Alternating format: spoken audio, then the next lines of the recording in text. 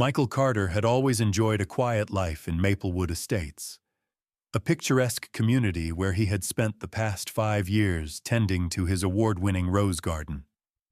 But that tranquility shattered one morning when he opened a thick HOA envelope and nearly choked on his coffee. His monthly HOA fees had inexplicably tripled to $3,020. As he processed the shocking news, he noticed Karen Thompson, the HOA president, casually strolling past his house in her designer workout gear, snapping pictures of his roses with a look of disapproval. Karen had always been an iron-fisted ruler, nitpicking every minor detail about the neighborhood while conveniently ignoring her own violations. Just last week, she had left a notice claiming Michael's roses were lowering property values. A laughable claim, considering they had won the county's gardening competition 3 years in a row. However, what Karen didn't know was that Michael had just been appointed as the HOA's new external auditor. For months, he had been quietly collecting financial records, uncovering suspicious invoices and bloated expenses. Now, as he stood by his window watching Karen drive away in her brand-new Tesla, one thought ran through his mind. He was going to bring her entire corrupt empire crashing down.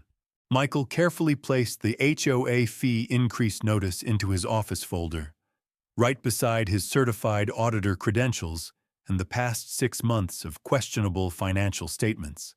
Something about the numbers had never added up.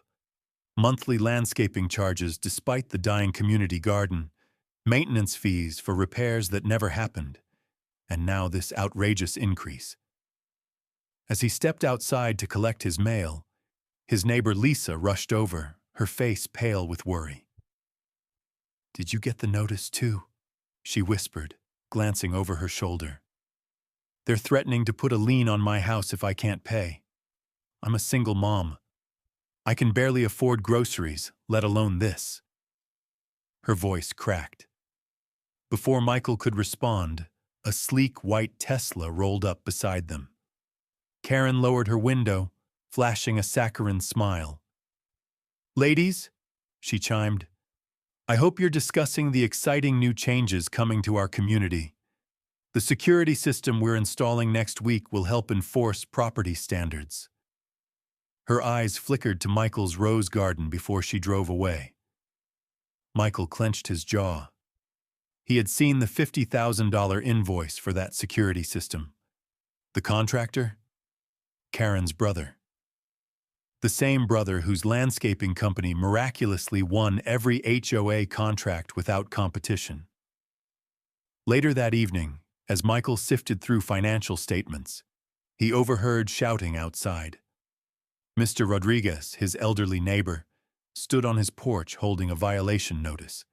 His hands trembled as he read it aloud. They were ordering him to remove his newly built wheelchair ramp, the same ramp his grandson had built, so he could safely enter his home. "They said it doesn't match the neighborhood aesthetic," Mr. Rodriguez muttered, his voice laced with defeat. "And they banned my grandson's truck, so he can't help me finish it." Michael's blood boiled.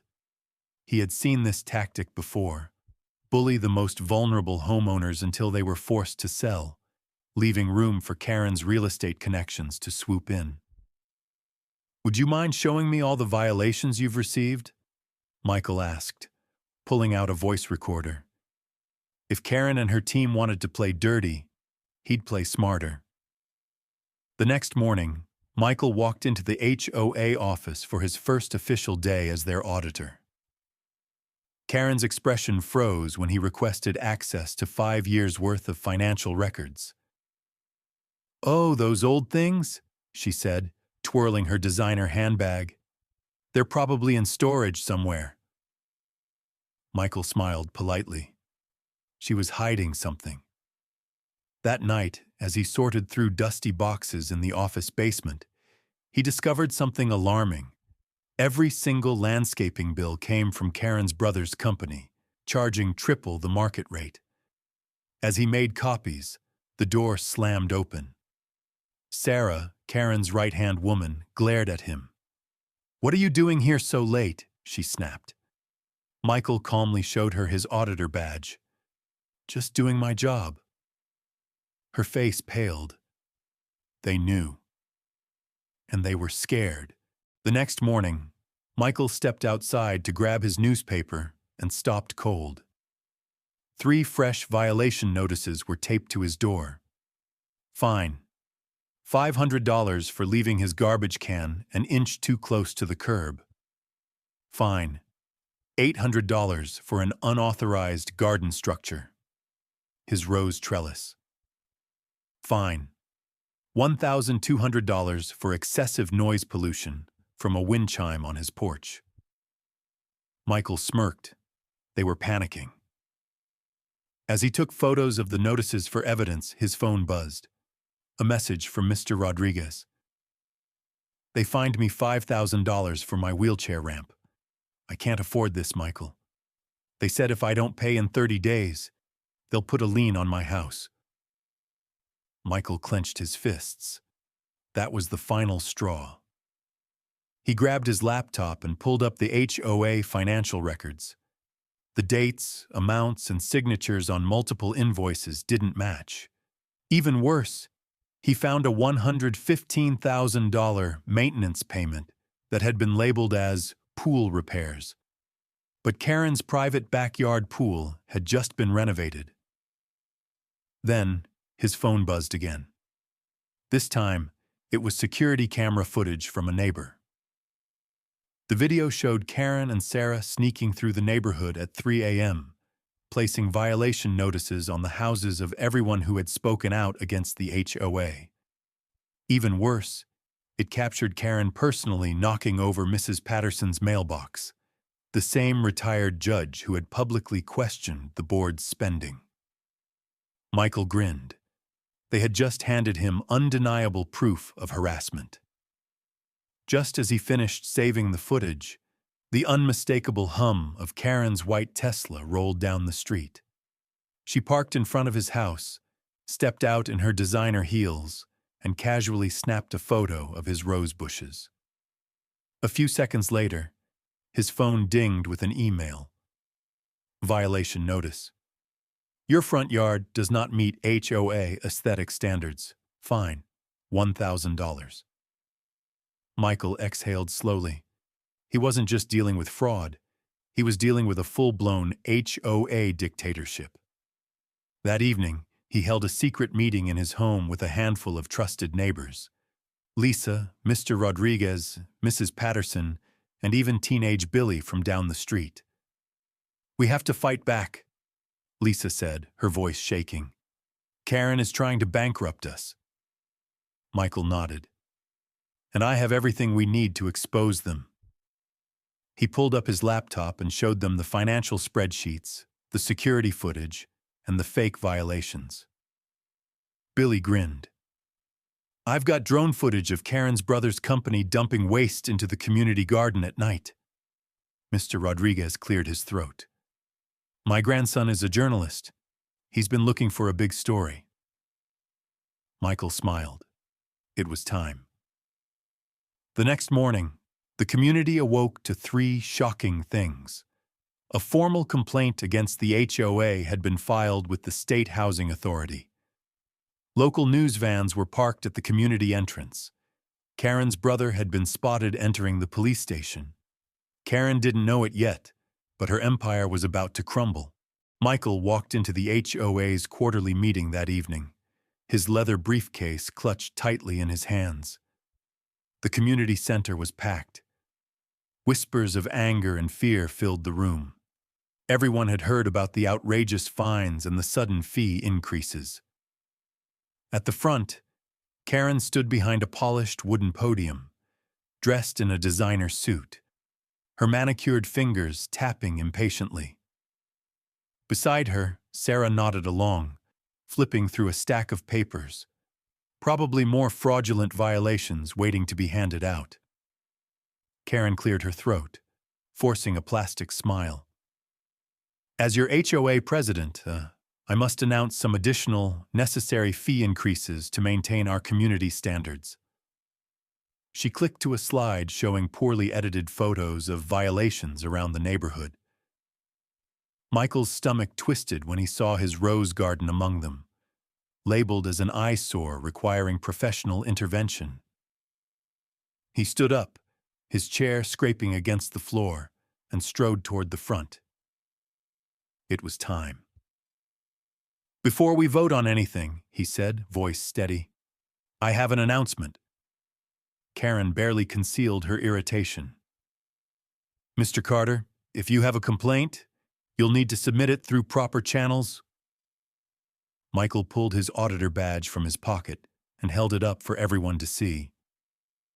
"For the past 3 months, I've been serving as your external auditor, appointed by the State Housing Authority." Gasps rippled through the crowd. Sarah's grip tightened on her stack of papers. Karen's smug expression froze. Michael set his laptop on the podium and connected it to the projector. "I've uncovered $800,000 in questionable transactions over the past 2 years. Let's take a look." The first slide appeared. Karen's signature on fake invoices from non-existent companies, including a $200,000 landscaping contract awarded to her brother's fake business. The room erupted in gasps. Karen lunged toward him, but he stepped back, clicking to the next slide. A satellite image showing no landscaping changes whatsoever. Michael's voice remained calm. "I have satellite images proving that these improvements never happened." Karen's mask shattered. "That's all lies," she screeched. "I have managed this community for years. Who are you to question my authority?" She turned to Sarah, but Sarah was already inching toward the exit. Michael clicked to the final slide. Security footage of Karen and Sarah sneaking into the HOA office at 2 a.m., removing boxes of documents. The final nail in the coffin. Then, the doors burst open. 2 stern-looking men in suits stepped inside. One of them flashed a badge. "Mrs. Thompson," the investigator announced, "we're with the State Housing Authority. We need to ask you some questions." Karen turned pale. As officers blocked her exit, Michael turned back to the stunned crowd. "This meeting isn't over," he said firmly. "But the corruption is." The room fell into stunned silence as Karen's face drained of color. Her manicured fingers clenched the edge of the podium as if she could somehow hold on to the power slipping through her grasp. This is ridiculous," she stammered. "I've done nothing wrong. This is a misunderstanding." The investigator cut her off. "Mrs. Thompson, we have reason to believe you've been involved in embezzlement, fraud, and harassment. We'll be taking you in for questioning." Karen's eyes darted wildly around the room, searching for support. But Sarah was already gone, slipping out the back exit. Just then, the double doors swung open again. This time, a camera crew from Channel 5 stormed in, microphones extended. "Mr. Carter," the reporter called out, "is it true that HOA funds were used for a private party at Karen Thompson's house?" Michael simply turned the projector to the next slide. An invoice labeled "Community Event" for $50,000, all spent at Karen's mansion. A wave of outraged shouts erupted from the audience. Karen snapped. "You're all ungrateful," she shrieked. "I made this community what it is. If you can't afford the fees, maybe you don't belong here." Before she could say another word, the investigator pulled out a pair of handcuffs. "Mrs. Thompson, you're under arrest." Gasps filled the room as Karen tried to bolt, but in her desperation, she tripped over her own designer handbag and landed face first on the floor. The crowd cheered. As Karen was let out in cuffs, Michael exhaled. It was over. But then, his phone buzzed. A text from Mr. Rodriguez's grandson, the journalist. "Karen's brother just confessed. He's at the police station spilling everything. Michael smiled. It wasn't just over. It was the beginning of something bigger. A week later, the HOA held new elections. Michael proudly nominated Mr. Rodriguez as the new HOA president. He won unanimously. His first act? Lowering the HOA fees from $3,020 to $800 and setting up a public financial portal so every resident could see where their money went. The old board members? Fired. Karen and Sarah, facing years in prison. And Michael? He received a call from the state attorney's office. "We're investigating 5 more HOAs for fraud," the attorney said. "Your evidence helped us crack this case. How would you like to take down a few more corrupt boards?" Michael smiled, sipping his morning coffee. His roses were blooming again, no longer against regulations. Karen's brother's fake landscaping company? Gone. And the community? Thriving. The best revenge isn't getting even. It's making things right. And Michael was just getting started. With Karen and Sarah gone, the true rebuilding of Maplewood Estates began. The fear that once gripped the community was replaced by empowerment. Mr. Rodriguez, now HOA president, wasted no time in undoing the damage Karen had caused. The first order of business? Reversing every unfair fine and violation. Within days, the illegal liens on homes were lifted, and Michael personally helped Mr. Rodriguez reapprove his wheelchair ramp, this time legally and permanently. More changes followed. The bloated fees were cut down from $3,020 to $800, with every expense now logged transparently on a new community website. The security company owned by Karen's brother? Fired. The community hired a real, competitively priced service. Michael watched as his once divided neighborhood transformed into a team.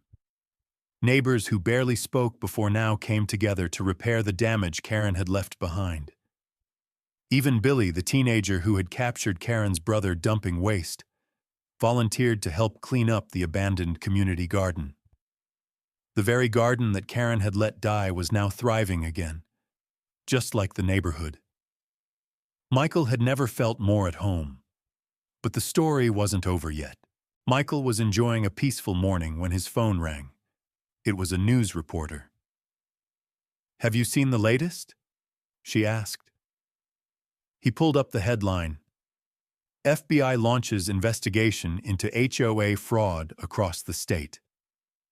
Karen's case had exposed a massive web of corruption spanning multiple communities. HOAs, just like Maplewood Estates, had been scamming homeowners for years.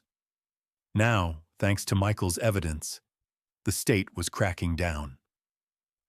Michael turned on the TV just in time to see Karen in an orange jumpsuit, being led into a courthouse. The once powerful dictator of the HOA was now just another white-collar criminal facing years in prison. Sarah. She had tried to flee to Mexico, but was caught at the airport with a suitcase full of stolen HOA documents. Meanwhile, the community thrived. Property values actually increased, not because of Karen's fake standards, but because people wanted to live in a fair, transparent neighborhood. Michael had done what he set out to do. Justice had been served, or had it just begun? Michael thought his work was done. But then the state attorney's office called again. "There are 5 more corrupt HOAs under investigation. You've already helped bring down one. Want to take down the rest?" Michael didn't hesitate. "I'm in." That afternoon, he walked into his home office and pulled out a fresh notebook. A new case, a new HOA, a new fight for justice. Because if Maplewood Estates had suffered under Karen's rule, how many more communities were being crushed under the same corruption? As Michael looked out at his now thriving neighborhood, he knew one thing for certain: HOA tyrants beware. He was just getting started.